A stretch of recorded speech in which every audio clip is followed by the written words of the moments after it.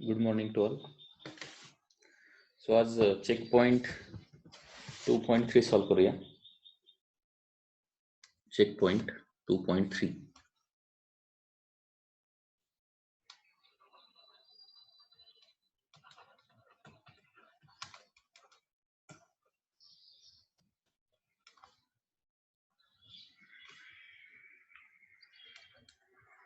Question number 1. When a positive charge Q is taken from lower potential to higher potential, then its potential energy will be.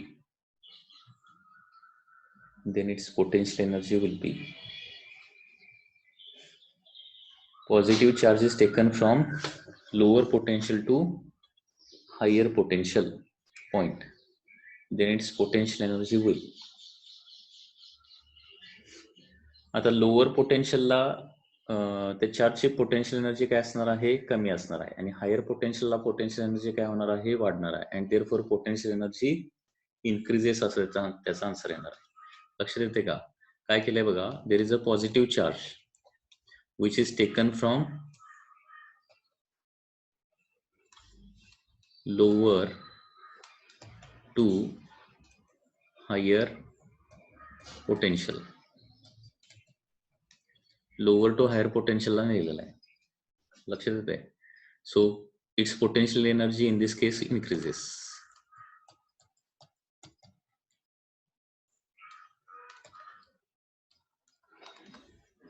Correct answer तेच आहे काय, जरा बघा.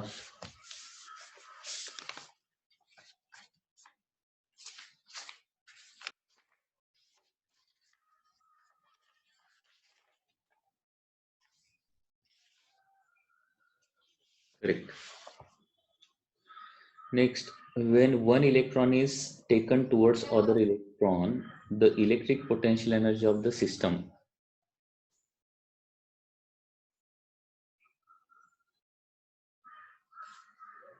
When one electron is taken towards other electron, then electric potential energy of the system. आता सुरुवातीची potential energy काढावी लागेल आणि नंतरची पोटेन्शियल एनर्जी काढावी लागेल. म्हणजे सुरुवातीची पोटेन्शियल एनर्जी काय येणार बघा.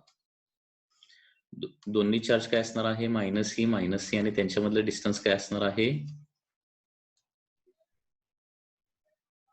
R1 असेल सुरुवातीला सपोज. तर सुरुवातीची पोटेन्शियल एनर्जी काय येणार आहे, पोटेन्शियलचा फॉर्म्युला के Q1 Q2 म्हणजे E स्क्वेअर मायनस ई म्हणजे E square divided bye R1 होणार.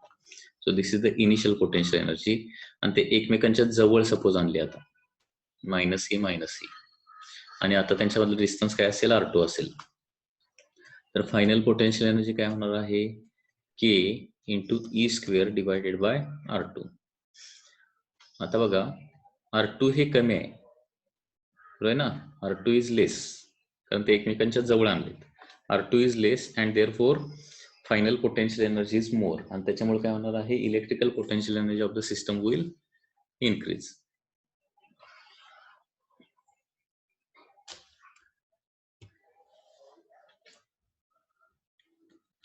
Number 3.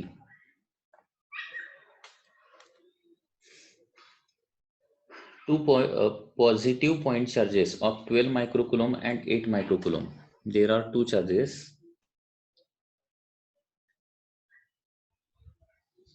microcoulomb and 8 microcoulomb, and initially they are separated by a distance 12 centimeter.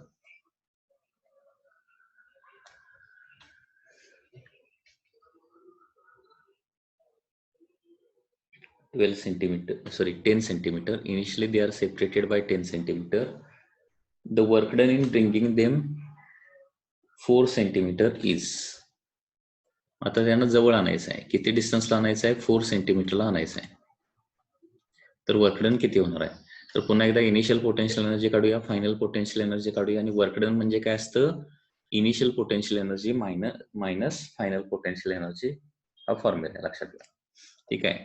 So work done is equal to initial potential energy minus final potential energy. So initial potential energy काय असणार आहे, की आता दोन्ही केसमध्ये के Q1 Q2 सेमच असणार, ते बाहेर काढूया. की Q1 Q2 बाय सुरुवातीचं डिस्टन्स R1 असणार मायनस R2. K ची व्हॅल्यू 9 × 10⁹. Q1 × Q2 म्हणजे 12 × 8 × 10⁻12 into 1 by R1, that is 1 by 10 is the initial distance minus 1 by 4 is the final distance.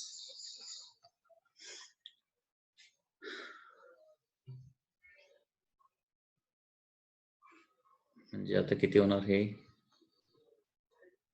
9 × 12 × 8 × 10⁻³ in bracket 4 minus 10, that is -6 divided by 40.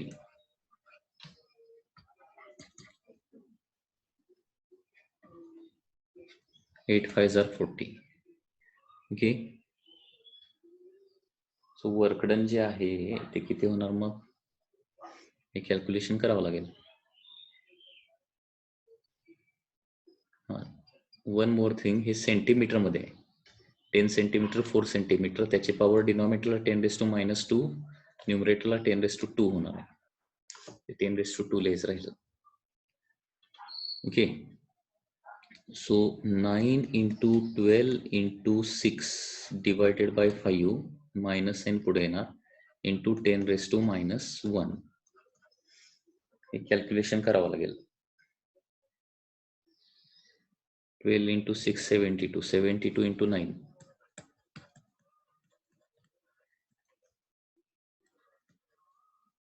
divided by 5.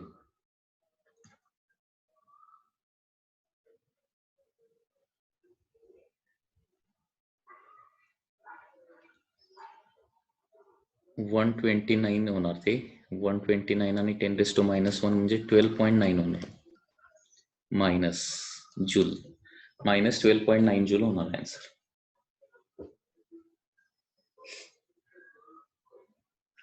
Okay. आता इथं sine कुठल्याही option मध्ये नाहीये, त्याचा अर्थ फक्त आपल्याला मॅग्निट्यूड घ्यायचे आणि त्याच्यामुळे आन्सर काय येणार आहे अप्रॉक्सिमेटली 13 जूल आन्सर येणार. C is the answer.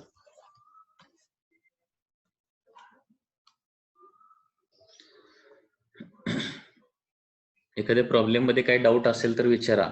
सांगितलेलं कळतंय का सगळ्या सर्वांना मी काय शिकवतोय ते?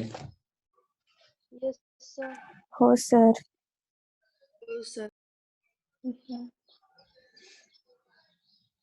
Number 4. In the figure, proton moves a distance d in uniform electric field E as shown in figure. Does the electric field do positive or negative work on the proton?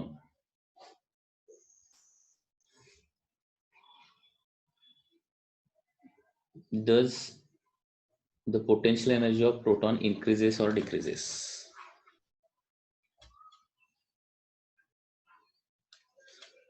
आता question मध्ये कसं दिले लक्षात घ्या. There is electric field in this direction. So this is electric field in this direction and a proton moves a distance d in uniform electric field as shown in figure. म्हणजे positive charge इथं आहे, proton इथं आहे आणि हा असा move व्हायला लागला इकडं.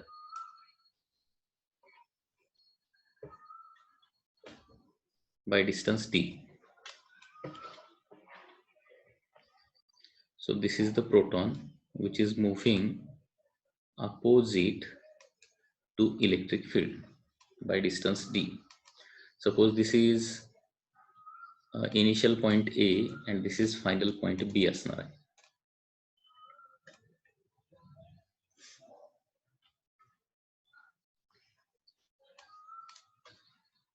ठीक आहे. तर इथं वर्कडन कसं होणार आणि पोटेन्शियल एनर्जीचं काय होणार आहे. आता पोटेन्शियल एनर्जीचा सुरुवातीला विचार करूया. पोटेन्शियल एनर्जी, आता पोटेन्शियल एनर्जीचा फॉर्म्युला काय असतो. Potential energy is equal to electric potential into charge. हा फॉर्म्युला तुम्हाला माहिती असेल. पोटेन्शियल एनर्जी म्हणजे काय असतं इलेक्ट्रिक पोटेन्शियल, कारण इलेक्ट्रिक फील्ड म्हणलं की प्रत्येक पॉइंटला काहीतरी पोटेन्शियल असणार आहे आणि तिथलं पोटेन्शियल इंटू तिथला चार्ज म्हणजे पोटेन्शियल एनर्जी. हा फॉर्म्युला जरा लक्षात ठेवा. हा फॉर्म्युला माहिती आहे ना? माहिती नसेल तर लक्षात ठेवा. Electrical potential energy is equal to त्या पॉईंटचं पोटेन्शियल इंटू तिथं ठेवलेला charge. Okay, so initial potential energy काय येणार सांगा? पोटेन्शियल ऑफ ए, कारण प्रोटॉन सुरुवातीला ए पोझिशनला होता suppose, into charge of the proton that is Q. आणि फायनल पोटेन्शियल एनर्जी काय येणार इथं? ए कडून बी ला गेलाय ना तो, सो बी चं पोटेन्शियल इंटू क्यू. सो मला सांगा आता, फी आणि क्यू क्यू तर काय सेमच आहे, फी आणि फी बी मध्ये जास्त कोण असेल? डायग्राम बघून सांगा.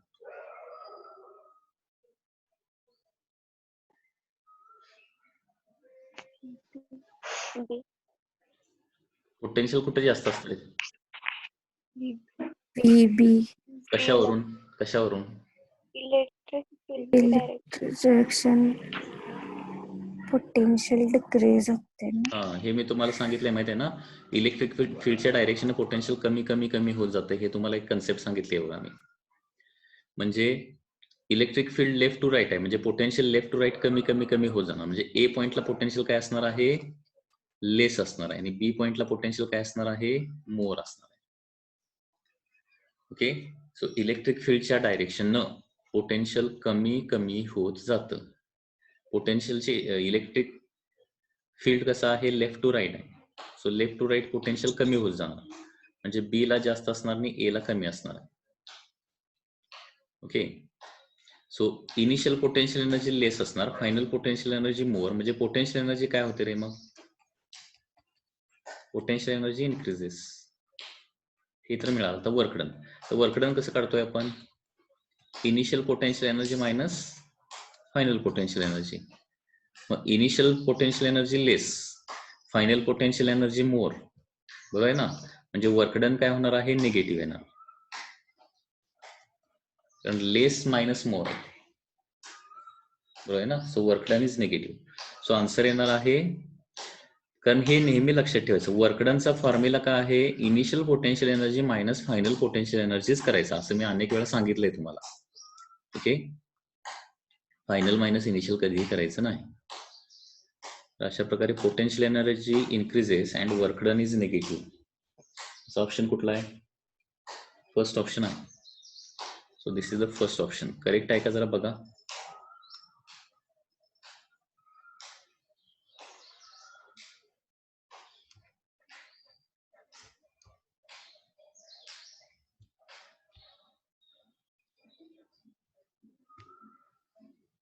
Yes, sir.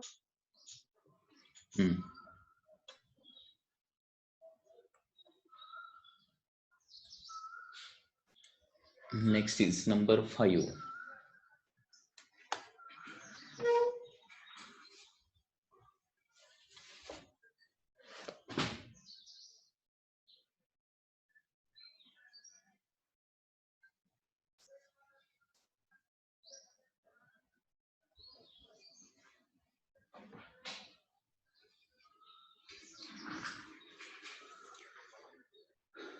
The electrostatic potential energy between proton and electron separated by distance 1 angstrom.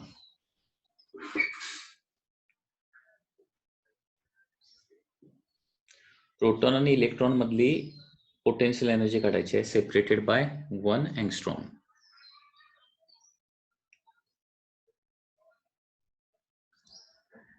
So proton म्हणजे चार्ज असणार आहे प्लस ई, इलेक्ट्रॉन म्हणजे चार्ज असणार आहे minus e, and this two are separated by 1 angstrom. यांची potential energy काढायची. So potential energy is K Q1 Q2 divided by R. 9 into 10 raised to 9. Q1 is 1.6 into 10 raised to minus 19.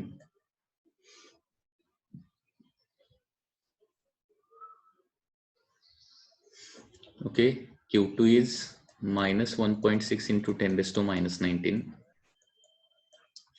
divided by, त्यांच्यामधलं separation आहे 10 raised to minus 10, 1 angstrom. म्हणजे आता महत्वाची गोष्ट म्हणजे हे K Q1 Q2 by R हे calculation केल्यानंतर answer कुठल्या युनिट मध्ये येणार आहे? तर ते जूल मध्ये येणार. आणि सगळे आन्सर मी बघितले तर ते सगळे इलेक्ट्रॉन व्होल्ट मध्ये आहेत. मग इलेक्ट्रॉन व्होल्ट मध्ये कन्वर्जन करण्यासाठी काय करावं लागेल? 1.6 इंटू 10⁻⁻19 ने डिवाइड करावं लागेल. हे आन्सर कशामध्ये येणार? तुमचं इलेक्ट्रॉन व्होल्ट मध्ये. आता त्याच्यामुळे काय होणार आहे? हे 1.6 इंटू 10⁻⁻19 कॅन्सल, शिल्लक राहणार आहे -9 इंटू 1.6 इंटू 10 ची पॉवर 9 इंटू 1.6 आणि 10 ची पॉवर न्यूमरेटरला -10 डिनॉमिनेटरला -10 म्हणजे 10 ची पॉवर काहीही येत नाही. सो आन्सर येणार आहे -14.4 -14.4 electron volt. So answer is third.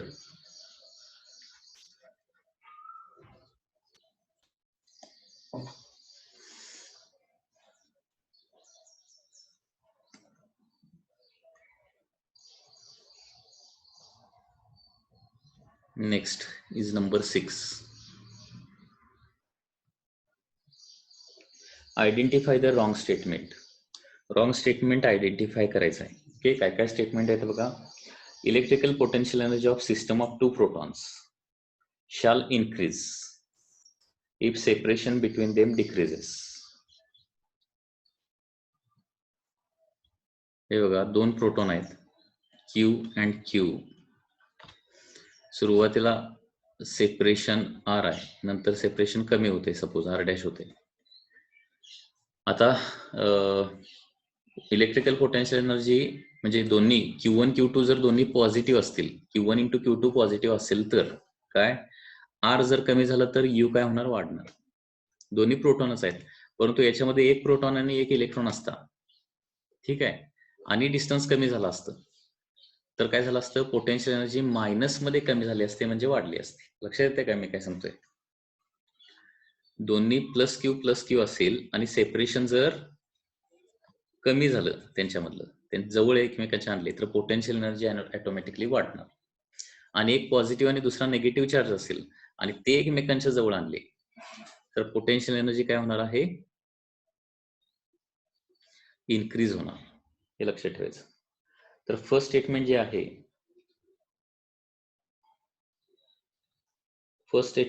ते करेक्ट आहे. कारण फर्स्ट स्टेटमेंट मध्ये काय सांगितलंय? Potential energy increases when separation is decreased. ते करेक्ट आहे. Second statement, electrical potential energy of proton electron system will increase if separation between the two is decreased. आता हे रॉंग स्टेटमेंट आहे, कारण मी तुम्हाला सांगितलं एक प्रोटॉन आणि एक इलेक्ट्रॉन असेल, ठीक आहे. सुरुवातीला म्हणजे प्रोटॉन आणि इलेक्ट्रॉन असेल तर Q1 Q2 हे प्रोडक्ट काय येणार आहे? निगेटिव्ह येणार. आणि Q1 Q2 निगेटिव्ह आलं तर R कमी झाल्यानंतर U नेगेटिव्ह मध्ये वाढणार, आणि नेगेटिव्ह मध्ये वाढणं म्हणजे पोटेन्शियल एनर्जी कमी होणं. त्याच्यामुळे बी स्टेटमेंटच रॉंग आहे त्याच्यामध्ये. तर हे एक गोष्ट लक्षात ठेवायची. तर प्लस प्लस चार्जेस मधलं डिस्टन्स डिक्रीज केलं, डिस्टन्स काय केलं? डिक्रीज केलं तर काय होतं? त्याचा काय फरक पडतो? Potential energy increases. आणि प्लस एक चार्ज असेल आणि एक मायनस चार्ज असेल आणि आता त्यांच्यामधलं डिस्टन्स काय केलं? डिक्रीज केलं तर पोटेन्शियल एनर्जी काय होते? डिक्रीज होते. हे जरा लक्षात ठेवा व्यवस्थित.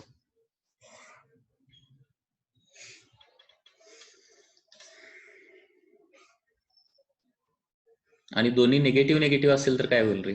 निगेटिव्ह आहे आणि त्यांच्यामधलं डिस्टन्स काय केलं? डिक्रीज केलं तर काय होईल? Potential energy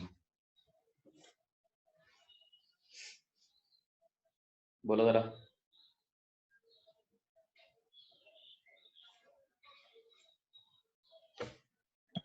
decrease.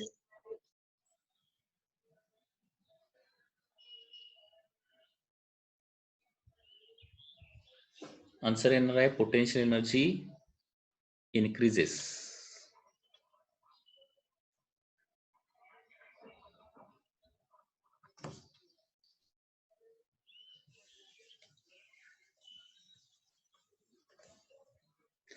का लक्षात येते का? कारण दोन्ही नेगेटिव्ह निगेटिव्ह असल्यामुळे त्यांचं प्रोडक्ट जे येते Q1 इंटू Q2 पॉझिटिव्ह येणार आहे, म्हणजे हे पॉझिटिव्ह चार्जेस प्रमाणच होणार ना. आणि मग डिस्टन्स कमी झालं, आर कमी झालं की यू ऑटोमॅटिकली वाढणार आहे. So when distance decreases you increases. म्हणजे थोडक्यात लक्षात ठेवायचं, सिमिलर चार्जेस असतील आणि त्यांच्यामधलं डिस्टन्स कमी झालं तर पोटेन्शियल एनर्जी वाढते, आणि डिसिमिलर चार्जेस असतील आणि त्याच्यामधलं डिस्टन्स कमी झालं तर पोटेन्शियल एनर्जी काय होते? कमी होते.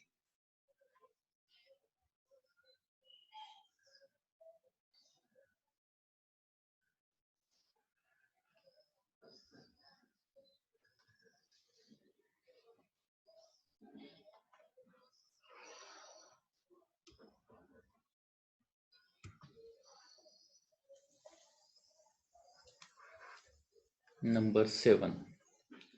Two positive point charges of 12 and 5 microcoulomb are placed 10 centimeter apart in air. Work needed to bring them 4 centimeter closer.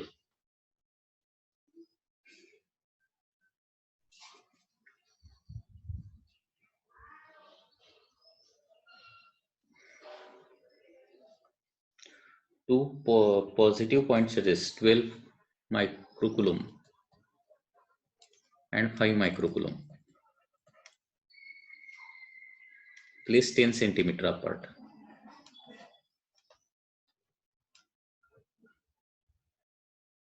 Work needed to bring them 4 centimeter closer. 4 centimetre closure आणायचे आहेत, म्हणजे त्यांच्यामधलं नवीन separation किती होणार आहे? 6 सेंटीमीटर न्यू सेपरेशन होणार आहे. So work done म्हणजे काय असणार आहे? Initial potential energy minus final potential energy. So work done,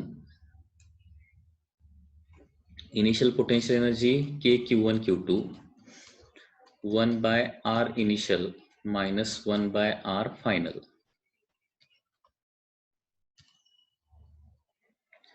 So 9 into 10 raised to 9 Q1 into Q2 म्हणजे 12 into 5 that is 60 into 10 raised to minus 12 into 1 by R1 म्हणजे 1 by 10 minus 1 by 6 into 10 raised to 2 येणार. कारण 6 centimetre म्हणजे डिनॉमिनेटरला दोन्ही term मध्ये काय असणार? 10 raised to minus 2 10 raised to minus 2, ते 10 raised to 2 होणार. 540 9 into 60 म्हणजे 540 into 10 raised to minus 3 10 raised to minus 3 into 10 raised to 2 म्हणजे 10 raised to minus 1 होणार. ते 10 raised to minus 1 in bracket 6 minus 10 minus 4 divided by 60. 0 0 cancel. 6 9s are 54. 9 into 4 36 minus 36 into 10 raised to minus 1 म्हणजे minus 3.6. So minus 3.6 sign सहित work done जे येणार आहे ते minus 3.6 येणार आहे, म्हणजे वर्कडन निगेटिव्ह असणार आहे. आन्सर मध्ये सगळ्या पॉझिटिव्ह व्हॅल्यू आहे, त्याच्यामुळं फक्त मॅग्निट्यूड विचारलेले आहे. म्हणजे दोन पॉझिटिव्ह चार्जेस एकमेकांच्या जवळ आणल्यानंतर पोटेन्शियल एनर्जी वाढते, परंतु वर्कडन काय येतं? निगेटिव्ह येतं.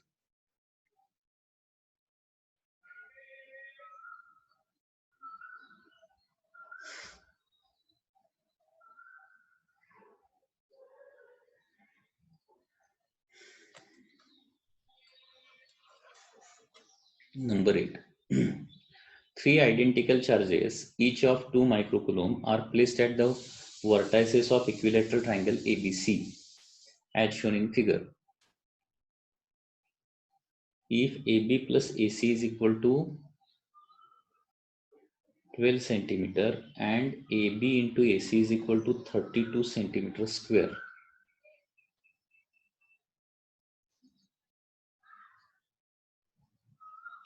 potential energy of charge at A is, there is a triangle here like this.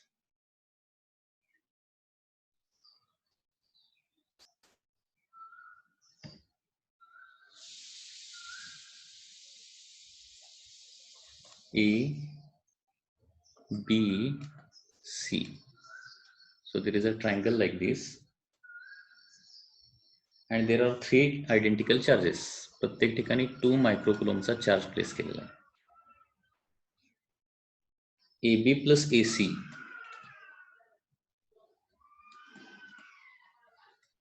is equal to 12 centimetre असं सांगितलं. AB plus AC and AB into AC is equal to 32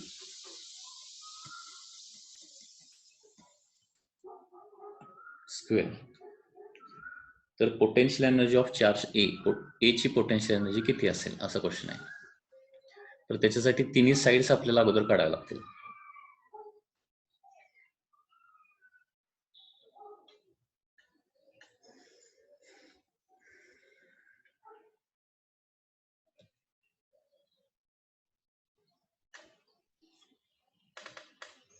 AB plus AC is equal to 12 म्हटलंय and AB dot AC is equal to 32. म्हणजे AB आणि AC काढूया अगोदर. AB ला मी काय करतो x ऍझ्युम करतो आणि AC ला काय करतो y ऍझ्युम करतो.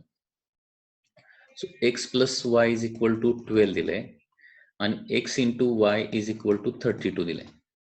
सो याच्यावरून y इज इक्वल टू काय होणार आहे 12 मायनस x येणार.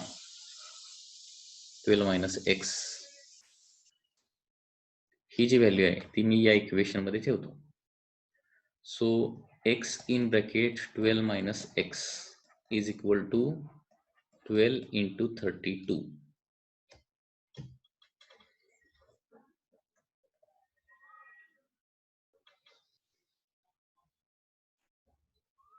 Okay, x into 12 minus x is equal to 12 into 32. So 12x minus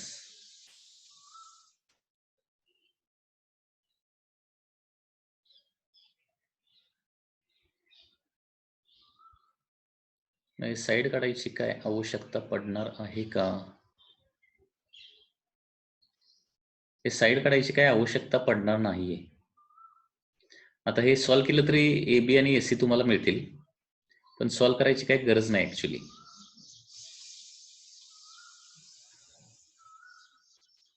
कारण ए ची पोटेन्शियल एनर्जी काढायची आहे. ए ची पोटेन्शियल एनर्जी म्हणजे C मुळे प्रोड्यूस होणारी पोटेन्शियल एनर्जी प्लस B मुळे प्रोड्यूस होणारी पोटेन्शियल एनर्जी काढायची आहे. ती पोटेन्शियल एनर्जी किती येणार बघा. So potential energy of A is equal to potential energy due to C म्हणजे K. आता सगळे चार्जेस सेमच आहेत. Q स्क्वेअर बाय AC एक होणार plus K Q square by AB एक होणार आहे. ठीक आहे. आणि K Q स्क्वेअर जर कॉमन काढलं तर ब्रॅकेट मध्ये काय येणार आहे 1 upon AC plus 1 upon AB होणार आहे. So K Q square in bracket काय होणार आहे न्यूमरेटरला AB प्लस AC आणि डिनॉमिनेटरला AB इंटू AC होणार. त्याच्यामुळे हे साइड काढून पण सॉल्व्ह करू शकताय तुम्ही. साइड काढून AC आणि AB ची व्हॅल्यू प्लेस करायची किंवा साइड न काढता डायरेक्टली सॉल्व्ह करायला गेला तर डायरेक्टली इथं AB प्लस AC आणि AB इंटू AC या टर्म येतात. ओके, त्याच्यामुळे ते साइड काढायची गरज पडणार नाहीये. 9 into 10 raise to 9 Q square म्हणजे 4 into 10 raise to minus 12 into AB plus AC 12 divided by AB into AC 32. Okay, आणि याला काय येणार आहे 10 raise to minus plus 2 10 raise to plus 2 येणार आहे. म्हणजे टोटल कॅल्क्युलेशन केल्यावर किती येते बघा. टोटल कॅल्क्युलेशन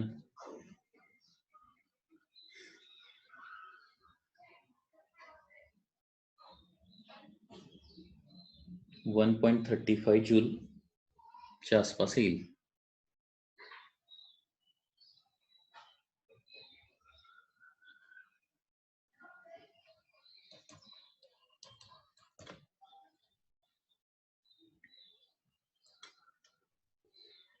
नेक्स्ट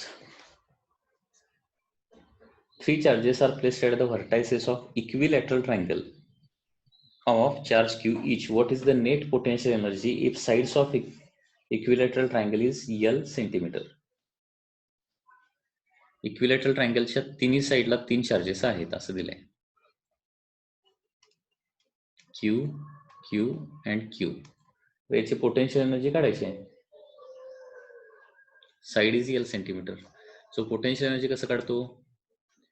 सुरुवातीला म्हणजे आता इथे किती 3 चार्जेस म्हणजे 3 कॉम्बिनेशन होणार. पहिलं कॉम्बिनेशन या दोघांचं घेतलं तर के Q1 Q2 म्हणजे K Q square by L square. या दोघांचं K Q square by L square आणि या दोघांचं K Q square by L square. K Q square by L sorry L square नव्हे, K Q square by L. या दोघांची K Q square by L आणि या दोघांची K Q square by L येणार. ओके, म्हणजे थोडक्यात 3 times K Q square by L. So 3 असा आन्सर कुठला आहे? C is the answer. 3 times. K ची value 1/4 pi epsilon naught Q square by L. Number 10.